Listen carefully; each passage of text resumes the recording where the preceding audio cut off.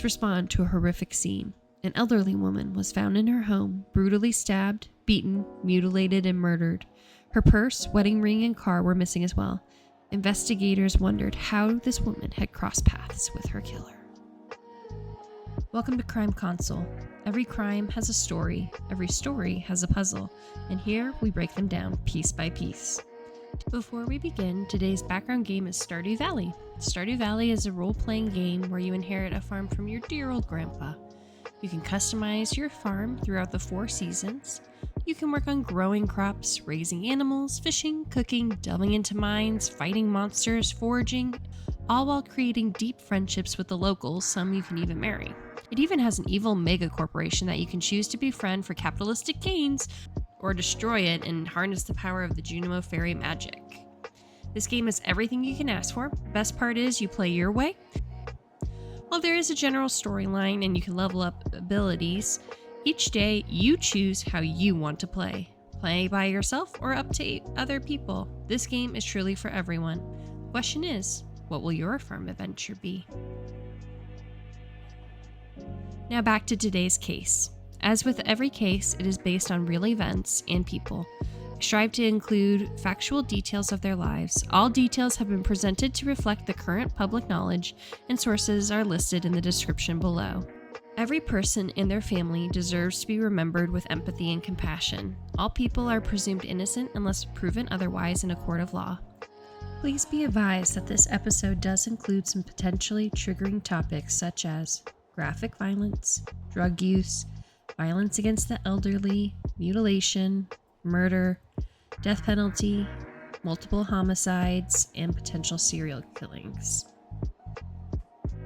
Viewer discretion is advised. As always, if any of this is something you just can't listen to right now, please click out and join us in the future with a different case. Our hearts reach out to those affected by this case. Police respond to a horrific scene. 71-year-old Dorothy Booth, retired college psychology professor from El Centro College, was brutally stabbed, beaten, mutilated, and murdered. Her purse, wedding ring, and car were missing as well. Investigators wondered how Dorothy had crossed paths with her killer.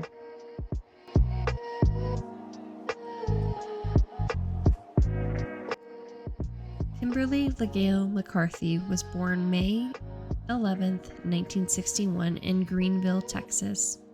Located in the heart of the Texas Black Prairies and 50 miles northeast of Dallas, Greenville was first known as the cotton capital of the world, with the largest inland cotton compress until the fire destroyed it. Now it is known for Raytheon, saddle making, and Splash Kingdom Water Park. Not much is known about Kimberly's youth, but we do know that she graduated high school. She was married to Aaron Michaels and had one son. Aaron Michaels was the founder of the new Black Panther Party. In 1996, the marriage resulted in a divorce after only 3 years. During this time, she worked as an occupational therapist in a nursing home as well as a home health care provider. She also would work as a waitress and a laborer.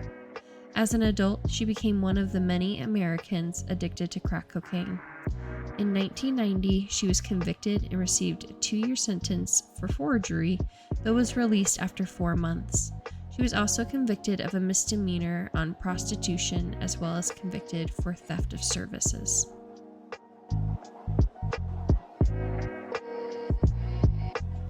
On July 21, 1997, Kimberly, now 36, lived in Lancaster, Texas, just 15 minutes south of Dallas. She reportedly called her neighbor Dorothy Booth, asking to borrow some sugar. This was proven through phone records later. Prosecutors alleged that her true intention was to rob Dorothy. Despite being only 5'3" and 190 pounds, Kimberly was fueled by her addiction and desperately needed money. After arriving and getting into the house, Kimberly stabbed Dorothy 5 times with a butcher's knife. She beat her face in with a candelabrum and then cut off her left ring finger and nearly her pinky finger to steal her diamond wedding ring. She also took Dorothy's purse and Mercedes-Benz. After the brutal crime, she pawned the ring for just $200 to have money to buy crack cocaine while driving Dorothy's car. She would also go on to use Dorothy's credit cards 4 more times that day, once at a liquor store. The next day, Kimberly was charged with her murder. In her possession with Dorothy's driver's license, police revealed that in Kim's apartment there was a knife. In later testimony, they would analyze this knife. Despite attempts to wash it away, blood DNA was found in the handle. When tested, it matched the victim. Kimberly claimed she was innocent and instead stated that 2 drug dealers she knew, Kylo and JC, were the ones who committed the murder and then framed her. There was never any evidence to corroborate her statement.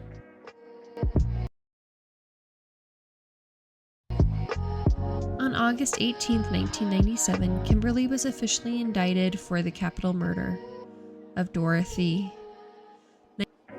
1998, Kimberly finally had her trial in Dallas County. During her trial, a police officer testified that Kimberly told him that she would confess if he would provide her crack.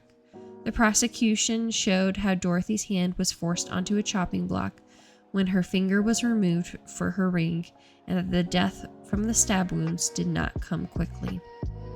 Kimberly's written confession, taken after her arrest, stated that 2 drug dealers were verbally abusive and threatened to hurt her if she didn't get more money for drugs. She suggested her neighbor, and they came up with a cover story. She then said that the men went inside as she waited by Booth's car, and that all she had done was drive the car, sell the possession for drugs, and use her credit cards. Her written statement reads as follows. Early Tuesday morning, about 1:30 a.m., drugs were delivered to me at my residence by Kylo and JC, 2 guys I met in South Dallas selling drugs about a month or so ago. Both guys stayed at my residence and partied with me. After my money and the drugs ran out, they asked if I could get some more money. I told them no. They asked me if I knew any of my neighbors that I could borrow money from, and I said no, not at that hour, and that I had to go to work. At that time, they began to be verbally abusive and threatening to harm me if I didn't. I called my neighbor, Dorothy Booth. I'm not sure of the time, and got no answer. I waited a while and called back. She answered. Kylo told me to hang up, and I did. He told me to call back and ask her to borrow some sugar or milk instead of money over the phone, because they were going to rob her and take the car. I called back and asked to borrow sugar. She said okay. Kylo and JC followed me to her house. When she opened the door and saw me to let me in, they pushed the door open and knocked her down. I was shoved back outside to her car. The driver's side was unlocked, and I was told to stay there and lay down in the front seat. Several minutes later, they both came out with her car keys, purse, and CD player. Both guys went back into the house and came out with a jam box, cordless phone, and caller ID. They told me to drive to Me and More Hotel on 2nd Avenue to make a pickup. I was told to park on the next street over and wait for them. After about 3 to 5 minutes or so, I drove off with all of the belongings they took and went to Fizhue to the dope house. No one answered the door, so I went to Perry Street's dope house. I took everything out of the car and went inside to get dope. They didn't have any, so Smiley said he would go around the corner and get me some. I gave him the keys and another girl rode with him.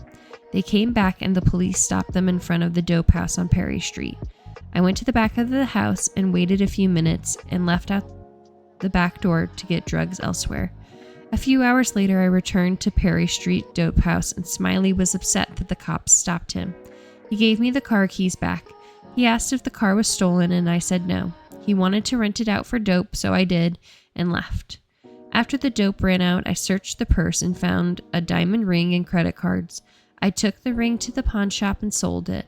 Later, I used the credit card at cash. I went to a friend's house to smoke dope. He sold the caller ID and the cordless phone for dope money. The jam box was sold to an individual at the Mexican Dude of Fizhue and East Grand. I got a ride with a male and a female. We went to several gas stations and she went inside to use the credit card once or twice. The defense failed to produce any evidence to corroborate Kimberly's confession that there were other people involved in the robbery and killing. For closing arguments, the defense attorney, Brad Lawler, pointed at the lack of forensic evidence placing Kimberly inside Dorothy's home. The prosecution focused on the crime and that Kimberly made a conscious choice and took the most defenseless, the most helpless people that trusted her. She was convicted of murdering Booth on November 17, 1998. After a jury finds a defendant guilty, they are then presented with past crimes in order to deliberate an appropriate sentence. This is done under Texas law to help ensure the first part of the trial, the guilt-innocent phase, is non-biased to past actions. During the sentencing hearing, prosecutors brought to light 2 other cases where Kimberly was charged and indicted but never tried. They presented blood DNA evidence which alleged that Kimberly had killed 2 other elderly women, 81-year-old Maggie Harding and 85-year-old Jetty Lucas. Their murders had occurred a decade before Dorothy and only a few days between them in December of 1988. Maggie Harding was a longtime family friend and had even helped organize Kimberly's wedding and store furniture at her house. She had been stabbed repeatedly in the face, chest, and abdomen, including a wound piercing her heart. She also had a vicious beating on her face, which included a broken jaw, crushed cheekbones, and bleeding of the brain. It was determined that the wounds matched a meat tenderizer that was found in the sink. Jetty Lucas was Kimberly's alleged second victim. She was a distant cousin of Kimberly's mother and physically disabled. She was stabbed in the face with wounds piercing her eyes. She also suffered blunt force trauma to her head and neck, including strikes which tore one of her ears, fractured her skull, and caused bleeding on the brain. These injuries were consistent with the claw hammer found near Jetty's body. The police also found a handprint on the refrigerator that was then matched to Kimberly after her arrest for Dorothy's murder. Both women's purses were missing, and it was believed the motive was robbery for the money to purchase drugs. Finally, the prosecution also presented that during incarceration, awaiting trial, Kimberly had assaulted, threatened, and took advantage of other inmates and violated many prison rules. The defense called on Kimberly's ex-husband to testify to her character. He stated that while his wife had problems with crack cocaine in the past, she had been clean ever since giving birth to their son. On November 24, 1998, Kimberly was given the death penalty, sentenced to die by lethal injection for her crimes.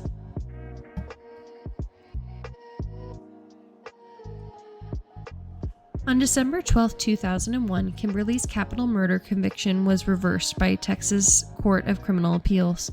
It had been found that her statement that was used during trial had actually been a violation of her constitutional rights. She had requested a lawyer before the detective took the statement and had not received legal counsel. She was tried again on October 29, 2002. For this trial, the written confession was not admitted. During this trial, the DNA evidence was found on the handle of the knife and it was presented. The DNA belonged to Dorothy and the knife was found at Kimberly's home. Kimberly and her lawyers would go on to file for numerous appeals. From September 2004 to June 2013, they appealed to the Texas Court of Criminal Appeals, Supreme Court, United District Court, and Texas Governor Rick Perry. In appeals court, Kimberly and her defense team focused on 9 major claims on why her trial or her sentencing should be appealed. The first was that the victim's daughter was allowed in the courtroom after her testimony, and her emotional responses could sway the jury's decision. She stated that the jury's observation of Dr. Aldred's emotional reaction to the crime scene photographs was extremely prejudicial to her case. This was denied as the daughter had been allowed and attended since the very first day of the trial as part of the victim's family. The second claim was that the counsel did not offer Kimberly's written statement in the sentencing part of her trial. The appeals court ruled that her attorney didn't enter this statement into evidence, as by entering it during sentencing would have actually harmed Kimberly's case. The third claim was that the death penalty violated due process as the state had not disproved mitigating circumstances. The fourth claim was that the death penalty procedure violated due process because probability undermines the reasonable doubt quota. The fifth and sixth claim related to Kimberly being described as a future danger. The seventh claim focused on the rights of the prosecution for seeking a death penalty. Finally, the eighth and ninth claim focused on ineffectual counsel, record-keeping, and cumulative error. All of the claims were denied, citing previous cases. Later appeals focused on the concern about race. Her execution had been rescheduled to host another time to review these concerns. In her second trial, Kimberly's jury was racially imbalanced and therefore could not be truly considered her peers. 11 of the 12 jurors were white. Maury Levin, an attorney from the University of Texas Capital Punishment Clinic, represented Kimberly. Since the crime was against a white woman and Texas had a long history with racial tension, her defense argued that she could not have been expected to have a fair trial. However, they had not raised that as a concern during the trial, so the appeal was denied. Maury stated after the court's ruling, "The shameful errors that plague Mrs. McCarthy's case, race bias, ineffectual counsel, and courts unwilling to exercise meaningful oversight of the system reflects problems that are central to the administration of the death penalty as a whole." In August 2005, a study by the Dallas Morning News reported that the county's prosecutors were still excluding black jurors at more than twice the rate than they were excluding eligible white would-be jurors for capital trials. All of the appeals had been denied. In September 2012, the court set the execution date, but it would later be rescheduled twice, once focusing for racial concerns, and the second to see if legislation would pass that would directly affect her sentencing. After waiting 14 years on death row, Kimberly's execution was scheduled for 6 p.m. on January 29, 2013, at the Walls Unit of the Huntsville State Penitentiary.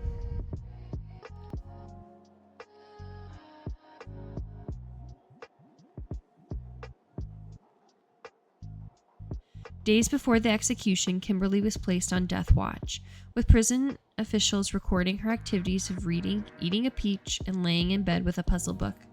She was given a new white uniform, and then finally, Kimberly McCarthy, inmate number 999287, was given her last meal.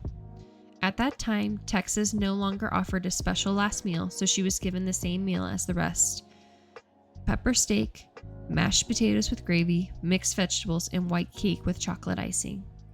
She consistently refused to talk to media while on death row and occasionally joked during the day, but as her execution approaches, she was noted as subdued and pensive. Her last statement did not focus on her victims or her status as the 500th inmate to be executed. It instead was, "I just wanted to say thanks to all who have supported me over the years. Reverend Campbell for my spiritual guidance, Aaron, the father of Darian, my son, and Mari, my attorney. Thank you, everybody. This is not a loss. This is a win. You know where I am going. I am going home to be with Jesus. Keep the faith. I love y'all. Thank you, chaplain." Texas has led the nation in the number of executions, at one point averaging one in every 4 weeks. In 2002, it, along with Oklahoma, Mississippi, and Arizona, accounted for 3/4 of all of the executions in the United States. With more cases being overturned with DNA evidence, death penalty cases are now being subjected to stronger legislation, which will narrow the cases that will have death penalty as a possible sentencing. Now we are focusing more on guaranteed DNA testing for inmates and life sentences without parole. Additionally, mentally impaired and those under the age of 18 are now excluded from the death penalty potential. In 2012, a poll from the Texas Tribune and University of Texas showed only 21% of Texans were opposed to capital punishment. Despite this low percentage, many showed up to protest Kimberly's death, potentially because she was the first woman to be executed in almost 3 years at the time. Small crowds protested the execution with signs that read, "Don't kill for me," and "End executions in Texas."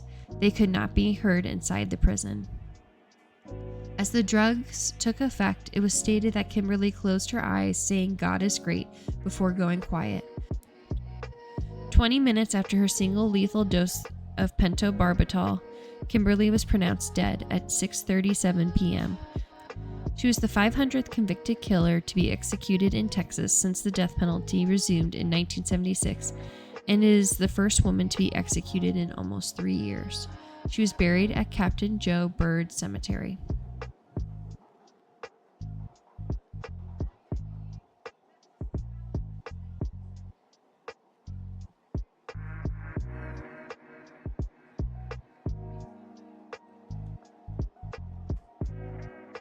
After the execution, friends and family of Dorothy said the focus was not on the number of the execution, but on justice that was being served. Leslie Lambert, Dorothy's granddaughter, cried as she attended the execution. Donna Aldred, Dorothy's daughter, read a statement to reporters remembering Dorothy. "My mother, Dorothy Booth, was an incredible woman who was taken before her time. After waiting for nearly 16 years, the finality of today's events have allowed me to completely say goodbye to my mother." Donna would also say, "Although I am grateful to see justice served, nothing will ever fill the holes we have in our hearts." And that concludes Kimberly McCarthy's case.